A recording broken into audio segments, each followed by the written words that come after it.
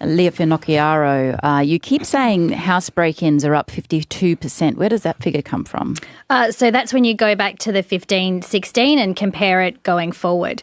We've been very concerned about this government's approach to crime, as have Territorians, and this issue has not gone away, and we need to start putting victims first and ensuring that victims' voices are heard. This government is without question offender focused, and the changes to the Youth Justice Act and the Bail Act that we saw 2 years ago have done nothing to make people's lives safer or better, and were opposed to it then and we're opposed to it now. Our policies are around ensuring there are consequences for every offence, and people can trust in the CLP to take strong action on crime because we have a record in this space, and the results of the Gunner government's approach speak for themselves. People want to know that if someone does the wrong thing, there is a consequence. They want to know that if a repeat offender is bailed, that they're going to be mandatorily monitored. They want to know that our police are supported and have the tools they need and the resources they need to continue to keep Territorians safe. And that's why we are so focused on ensuring that we put the voices of victims first and not offenders. You said from the 2015-16 period. Now, we actually have cross-checked that information, and that's from the Department of the Attorney General and Justice on their crime statistics. But when you go to the ABS, and this illustrates how statistics can sometimes be misleading, when you go to the Australian Bureau of Statistics crime victimisation reports, which spans year in, year out, it says that in the last 12 months here, it's break-ins are at 6.4%, which is lower than what they were in 2015-16 at 8.2%. So depending on where you get your information from, actually house break-ins are lower than they were when you were in government. Well, look, I don't know what data you're looking at, but certainly, that's what I'm looking at, but you're comparing the ABS stats to something that something different. I think when that's my point. That if you found some data which supports your argument, but I found some data which supports that house break-ins are actually it's better. I think the most important data is when you're out there in your community talking to people every single day, and that no matter where I go, no matter where I am in the Northern Territory, people are talking to me about crime. I mean, last time I was in Alice Springs, I visited a business owner who had been broken into 3 days in a row. Another business owner had been broken into 3 times in that 1 week. Of course, we hear horrific incidences in Palmerston of break-ins, particularly amongst our elderly. People deserve to be safe, and they want to know that the laws are there to ensure that if you do the wrong thing, there is a consequence for that action. And that's why we've been so focused. I mean, the government have promised many, many things in this space and completely fundamentally under-delivered. We need to know, and Territorians need to know, that safety will be put first. And that's one of the reasons why I have said that if I am elected and become Chief Minister on Sunday, then the police portfolio will be held by me, because community safety has to be front of mind. We cannot have a strong economy without a safe community. They go hand in hand, and we know too many businesses have actually closed their doors because of the cost of crime. We know too many people are not even reporting crimes anymore because they feel like it's a pointless exercise. I'm just wondering, the Royal Commission into Youth Detention, it cost more than $60 million. It was pretty strong in its recommendations that locking people up straight away is not the way to deal with this very vast problem we've got. Are you throwing away those recommendations? Are you ignoring those experts? No, and we're not saying to lock people up straight away. What we're saying is that if you're a repeat offender, you should not enjoy a presumption in favour of bail, and if you are bailed, you should be placed with a mandatory electronic monitoring bracelet so that police can understand where you are and if you're complying. We know that electronic monitoring increases compliance by up to 50%. We've also got additional sentencing options. For example, our sentence to a skill boot camp in Alice Springs.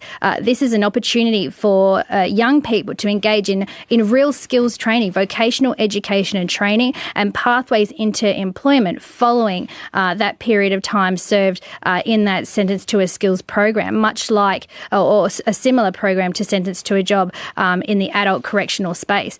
We recognise that there is lots of work to be done in this area, but if you commit a crime, there must be a consequence for that action.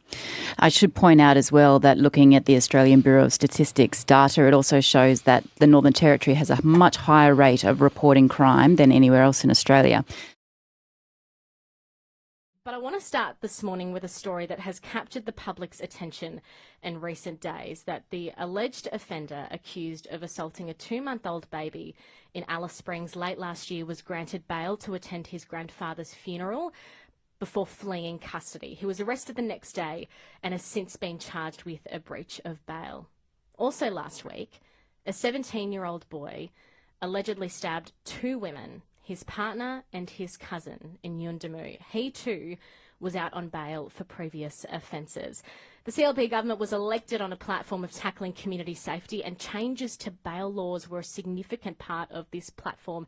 Have the reforms fallen flat? Well, Chief Minister Lia Finocchiaro is your guest this morning. Good morning to you. Would it be fair for Territorians to feel like your bail laws don't keep them any safer? Oh, well, I think it's absolutely fair to say that there's more work to be done, and we're as horrified by these recent incidences as anybody else, Lara. It's totally unacceptable, and part of it is obviously judicial discretion. Part of it is, do we need to strengthen the laws even further? And that's what we're looking at right now. Where is the failure in the system on this? Well, your power's limited here, isn't it? Because you have changed the laws, and you said to Territorians that that would make a difference. In these 2 instances, it hasn't. So your power is limited in this case. Well, no, not necessarily. So our laws have made a huge difference. I mean, for example, there are 500 more people in prison today than there were in August last year. So we've taken a very strong approach to law and order. Both things can be true. There are significant number of people in prison that this happened. We changed the bail laws so that we lowered the age of criminal responsibility, and we changed the bail laws so that serious violent offenders have a presumption against bail. We also made it mandatory for electronic monitoring. Now, if our laws need to go even further, we'll absolutely go back into Parliament and change them. I've got no problems with having the strongest laws in the country. It's just a matter of working out where was the failure here, because you do always need to give a little bit of discretion to the judges to take in exceptional circumstances, but I'm not making excuses for them. I think these have failed the public interest test, and it's not in the public interest to have violent criminals out on the street. Well, in bringing public interest, and you've said in another way, community expectations in the courtroom, on that, the CEO of Victims of Crime, NT, he cautioned against this, saying, I wonder which sentiment or section of community expectation of which part of the community, because community is not homogenous, it's very diverse and has diverse views. Do you think judges are making poor decisions and leaving that out? Well, I think that certainly the decision to let the 17-year-old out on bail despite the DPP opposing it defies logic. Are you at risk of seriously interfering with the independence of the judiciary, though, with comments like that? Lara, my job is to reflect the community's will. It is my job to make laws that meet community's expectation. Now, as I've said, all laws carry a level of discretion for the judges.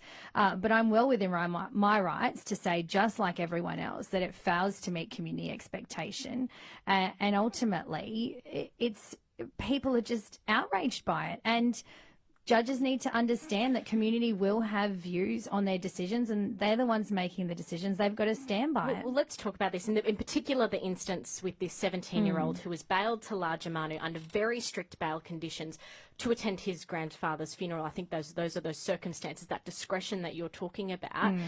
He was bailed into the custody of the Department of Children and Family. So it was government staffers, workers who were looking after him, not judges in the court who were looking after him in community. Isn't it the government's fault that No, it is not, because the government said, do not release this young person on bail. Do not send them back on the street. The distinction, though, that I'm making is he was bailed into the custody of government workers. Who's told the judges that they do not... No, you asked me a question, I'm going to answer it, Lara.